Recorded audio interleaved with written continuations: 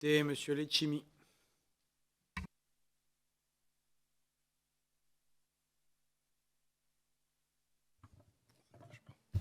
Bien, vous avez pas que le micro. Alors, merci, Monsieur le Président, merci de m'accueillir, parce que j'ai changé de commission. Madame la Ministre, vous avez eu beaucoup de courage et beaucoup d'honnêteté dans vos propos au début de dire que c'est un texte fourre-tout.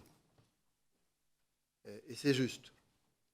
C'est un texte qui rassemble plusieurs problématiques qui traînent depuis de nombreuses années, dont certaines problématiques depuis près de 350 ans. 50 pages géométriques. Donc, c'est vrai, Ibrahim l'a souligné, des fois, il faut savoir collectionner les mal-donnes, les oublis, les catastrophes, et puis essayer de les traiter. Mais je tiens à le dire parce que je ne voudrais pas qu'on sorte, ni en Martinique, ni en Guadeloupe ailleurs, pour moi, la Martinique, pour laisser croire qu'on aurait fait un grand texte pour régler les problèmes d'ordre général et plus particulièrement les problèmes de développement économique. Je tiens à le dire ici clairement pour qu'il n'y ait pas de confusion. D'autant plus que nous sommes à quelques encablures de la fin de la LODEOM, qui se terminera en 2017, qui est un texte de portée économique.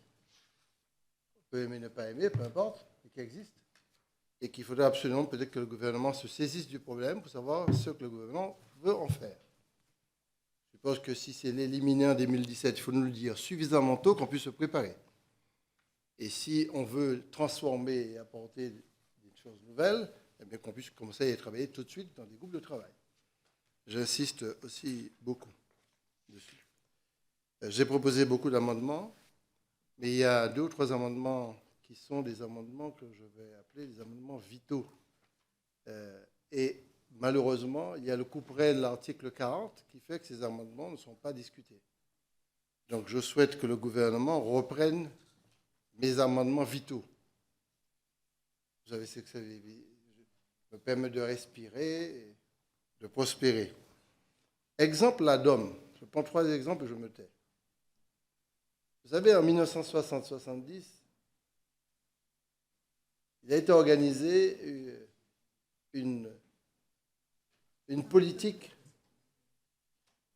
pour expurger démographiquement le surplus qu'il y avait dans notre territoire.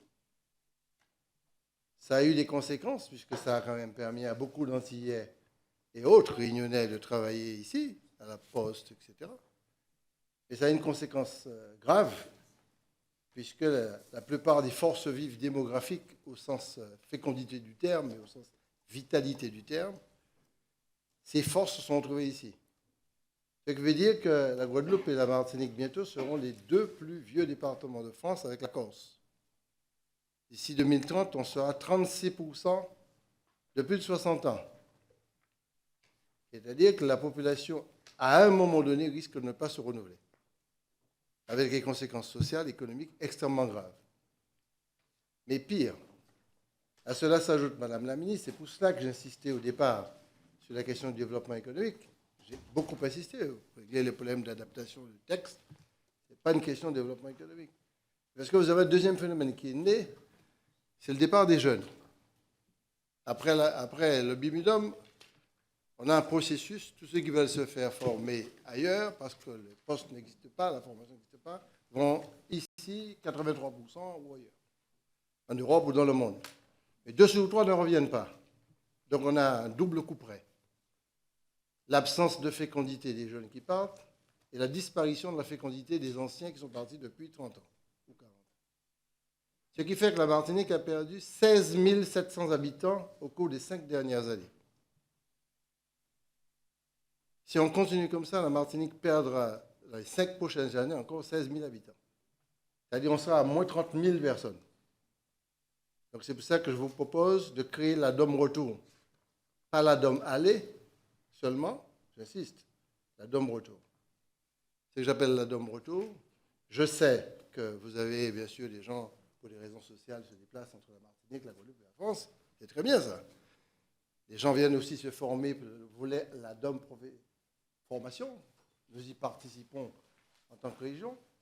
Mais je pense que très honnêtement, compte tenu de la gravité de la situation, la gravité de la situation. En plus, nous avons constaté au cours des 4 dernières années que l'université UA Volley-Martinique a perdu 800 étudiants. Je répète officiellement ce chiffre devant le président de la commission des lois et devant vous, Madame la ministre, 800. Ces informations viennent de vos ministères. La décadence est partie. Donc la Dôme Retour, c'est quoi? C'est simplement un slogan. Mais derrière le slogan, il y a une organisation. Donner une mission pour accompagner tous les jeunes qui veulent revenir chez nous dans le cadre des processus de développement que nous initions. La deuxième proposition que je fais, est plus technique et plus classique, tu l'as dit tout à l'heure, généraliser les plans locaux de lutte contre l'habitat indigne dans l'ensemble des départements de province, ce qui n'est pas le cas. La loi que j'ai présentée en 2011, de mémoire, ou 2012, n'avait pas prévu l'obligation que les gens fassent ce qu'on appelle des plans locaux de lutte contre l'habitat indigne dans le cadre des PLH. Nous proposons que votre ministère était totalement d'accord, mais c'est tombé sur le coupé de l'article 40. Donc il n'y a que le gouvernement qui peut porter ça. Et puis la dernière chose, c'est que sur les 50 pages géométriques, je termine, Monsieur le Président, cette histoire est une histoire grave, parce que c'est une possession qui date du XVIIe siècle, bande de terrain de 80 mètres 20, propriété de l'État, de l'Empire à l'époque, de la colonie. Et c'est paradoxalement là où des petits gens, des pauvres, dans les boues, dans les quartiers populaires, se sont installés pour survivre. Après avoir quitté les plantations, ils étaient traités comme des esclaves ou des paysans sous tutelle. Donc ces personnes qui se sont installées là, ce sont des pauvres joueurs. En 1996, le 30 décembre exactement, il y a une loi qui est sortie permettant de rentrer dans un processus de donner des titres de propriété à ces gens. Parce qu'entre-temps, les terres occupées par centaines d'hectares au XVIIe, XVIIIe ont été entérinées. Mais ces terres occupées par les urbains sortant de l'habitation n'ont jamais été entérinées.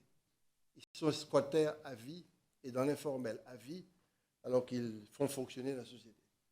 Donc c'est une justice rendue à ces familles pauvres.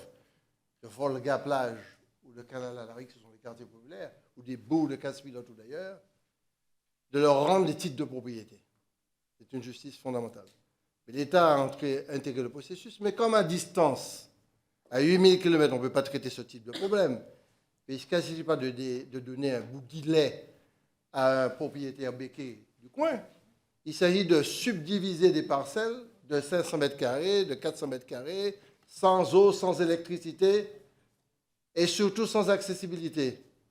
Donc l'État a intégré un processus de cession pour des terrains non viabilisés.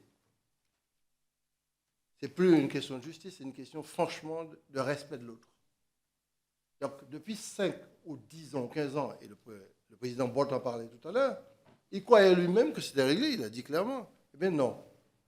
Le principal échec de la cession de ces parcelles aux petites gens, c'est parce que ces terrains ne sont pas délimités correctement, ne sont pas viabilisés.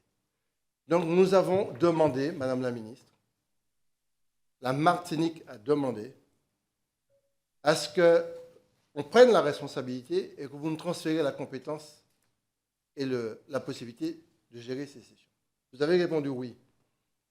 Mais j'ai bien compris l'évolution et je vous remercie. Parce qu'au départ, c'était oui, démerdez-vous. Vous nous donnez et puis on se débrouille, quoi. Parce que vous transférez des compétences avec des charges, mais personne ne s'occupe des charges. C'est-à-dire, nous, on aura des charges en plus. Je voudrais remercier vos services techniques qui ont très bien travaillé avec nous. Vous avez beaucoup évolué. Mais encore, vos propositions ne sont pas satisfaisantes. Donc, avec Yves, on a beaucoup travaillé sur ça. Pour que ce soit extrêmement clair. Ce n'est pas 2 maisons, ce sont des milliers de maisons. Ce n'est pas 1000 mètres carrés, ce sont des milliers d'hectares. Et ce ne sont pas des villes, ce sont des centaines de villes, de quartiers, de bouts de terrain. Il va falloir s'en occuper très sérieusement.